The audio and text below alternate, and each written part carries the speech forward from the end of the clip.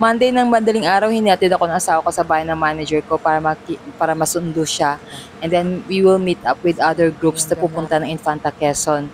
So dito may mga pagkain kaming dinala galing sa bahay ng manager ko. Na pagdating namin sa Dasma Bayan where we met up with our friends, ito na, lumarga na rin kami. So, umalis na rin ang asawa ko. So, after that, wala na, nakatulog na ako. At nagising na lang ako nung nakarating na kami sa Infanta Quezon. Anong pangalan yan? Ano yung pangalan yan? KM90 Little Baguio. So, yan, madaling araw yan, mga around 5 a.m. na yata. Gosh, nasa Infanta na kami, guys. Kaya ito. At, ay, nakita. Ayan. Medyo madilim pa, 5 a.m. Ako nakita nung nagsasalita dyan. Oh, hindi nga ako marinig nito eh. Yeah. Yay! First rain of the month! Ayan, at dahil biglang umulan, lumarga na kami. We're supposed to go to sa isang river na may falls daw, pero sarado. Kaya umalis na lang kami at nag-stop over muna kami sa isang lugar para kumain ng almusal. At ang saya kasi lahat ay Girl Scout and Boy Scouts. Actually, kompleto yung baon na yan eh. May pang-almusal, may kape, may pandesal, may tinapay, kung ano-ano pa. Minsan mas masaya pa yung biglaang lakad yun, yung walang kaplano-plano, natutuloy pa. So habang busy pang lahat sa kanilang kinakain, ito naman ako, nag-video lang ng farm dito sa harap ng kinakainan namin. Kasi ang ganda, after ng mga 30 minutes drive yata, nakarating na kami sa isang beach resort. Random lang itong pagpili namin sa beach resort, nadaanan lang namin tapos nag-segue na agad doon sa beach resort. Hindi ko nga alam kung anong pangalan ng beach resort na to. Basta malit lang siya, hindi naman siya magganong kaganda pero malinis ang tubig, malinis ang shore. Ang binayaran lang na yata namin dito is environmental fee lang at saka yung cottage. Malit lang tong beach na to.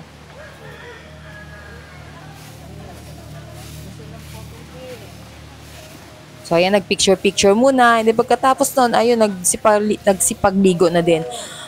Yung mga pagkain nilatag na rin ng aming mga kasamahan. Ang dami. Mga baon lang. Kanya-kanyang baon.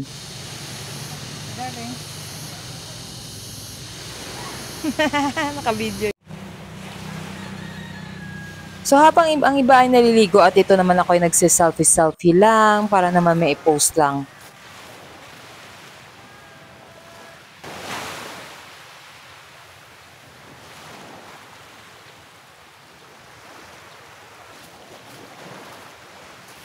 And of course, I am an affiliate, kaya kahit saang lugar, tinitake advantage ang opportunity na makapag-video. Kaya ito, nag-flex ng product na binibenta sa TikTok. At ito pa. Yan. At hindi ko alam na naka-slow mo pa lang ang aking video dyan. Ayan. Another earphone pa. At syempre may emote may tayo dyan. Oh, pati eyeglasses ng MX Studio, pati Banner earphones. Ayan ang aking eyeglasses. So, pwedeng tanggalin ang shades. Oh, di ba? Para lang sa mga may grado ang mata. Anyway, pati pa itong palang mic. Meron din pala akong na video tungkol sa aking mic. Ayun, so after that, around 1 p.m. umalis na kami doon at napunta kami dito sa Balagbag Falls. Ang nakakatuwa dito kasi dito sa side ito, Balagbag Falls. Magkano yan? Ang harap nito, no, pagtawid mo is the Balagbag Beach Resort. Recommended by the staff ng unang resort na pinuntahan namin. Maganda sana ang lugar, along highway din, and 2 minutes lang ang lalakarin papunta sa falls. Medyo na wrong timing lang siguro kami nung pumunta kami kasi kakatapos lang ng ulan. Medyo maputik yung tubig. Brown ang kulay. Tapos, yung papaliguan mo, so parang hindi siya ganun kalalim. So, parang wala. Parang naglublog lang kayo sa ng kalabaw. Parang ganun lang yung tsura. Ganun ang imagination ko. Buti naman, lapit na ng falls. Guys, in 2 minutes walking lang daw to. So, naiwan na kami ng ibang pagkain sa sasakyan. So, balibalikan na lang siya mamaya. Anyway, busog pa naman kami. Pero kahit pa paano, no, pinilit ko pa rin umakyat doon sa pinakamataas para makapaligo din ng ma-experience man lang ang falls dito sa Infanta. So around 2 p.m. umalis na kami. Uwi na sana kami diretso sa Cavite but biglang naisipan na pupunta pa sa isang falls kasi nabitin sa Paligo. So ang next naming tinarget na falls ay yung Taytay Falls sa Mahayhay, Laguna. Galing kami sa falls. Taray ng post nyo ni Ma'am dito dayo. Ayan, so nakarating kami dito guys mga around 4 p.m. na. At nakakatuwa kasi at 5:30 magsasara na yung falls. Anyway, pagdating namin wala nang patumpik-tumpik pa. Ayan, naglalakad na kami papunta sa falls mismo. At masasabi ko ang ganda ng falls dito. If you have experience na nakatira sa isang liblib na lugar na yung talagang sa forest, siguro hindi pa to talaga forest, no? Pero for me, dahil sa kakapakinig ko ng mga horror narration, no, feel na feel ko talaga ang kalibliban ng lugar. Tapos yung mga naririnig kong sounds, yung mga tunog ng ibon. Around 4 p.m. na to, so padilim na to, around papunta na ng pagabi na, pahapon na. So mga naririnig mo, mga crickets, ibon, kung ano pa yung mga naririnig ko na ibang hayop na hindi ko alam kung anong mga tunog na yon. Yan, naririnig ko yan dito, kaya tuwang-tuwa ako. Ini.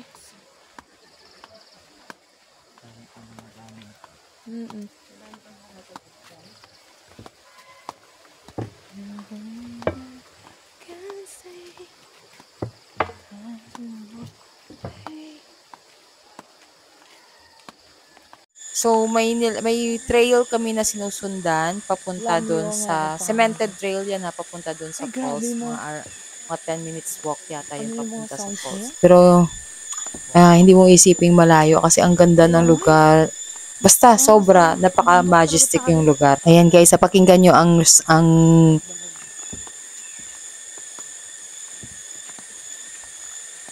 grabe. And after a few minutes of walking, ayan, nakarating din kami sa falls. At ang ganda-ganda guys.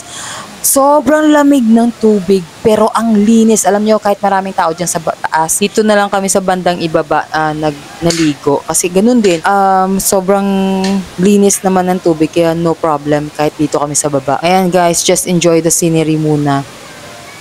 Medyo maraming tao, even it's Monday, no? At medyo late in the afternoon na kami dumating, marami pa rin tao. Siguro nung morning mas madami. Lalo na siguro sa weekends or holidays, no?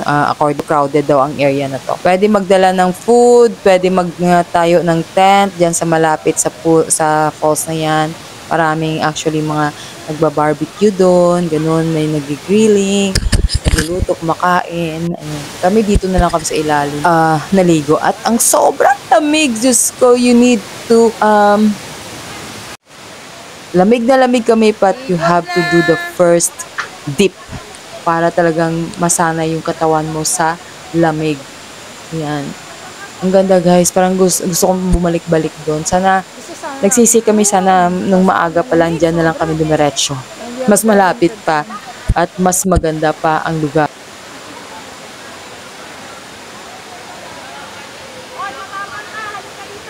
Oo, wait lang. Around 5 p.m. parang may nagsumisigaw-sigaw na doon na nagme-megaphone na staff na kailangan na namin mag-ready, and then umalis kami dyan ng 5:30 sa falls. So ayun, sobrang saglit lang talaga kami, pero very satisfying kasi nawala talagang init namin sa katawan.